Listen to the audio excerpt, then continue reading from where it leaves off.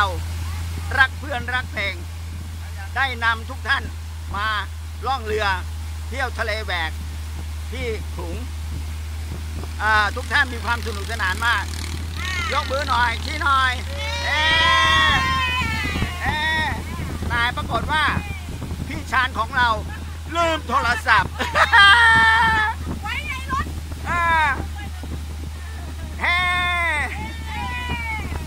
คนขับเรือใจดีย้อนไปให้รับโทรศัพท์ขอขอบคุณนะครับที่ท่านมีใจเมตตากรุณาเลี้ยวเรือกลับไม่เลี้ยวรถนะครับเลี้ยวเรือกลับกระเป๋าดีๆมีเยอะเลยไม่เอากระเป๋าแบบนี้อะไรไม่รู้คุณสุเลยกมือหน่อยสุรีไม่ได้ยินมั้งยกมือหน่อยน้องแป๋วเขางงเลยเนี่ยว่าเอ๊ะกลับมาทำไมอ๋อเรียกทีละคนพี่ชานทิพเยอะ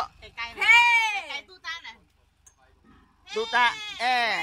พี่หมอก่อนรูปหลอก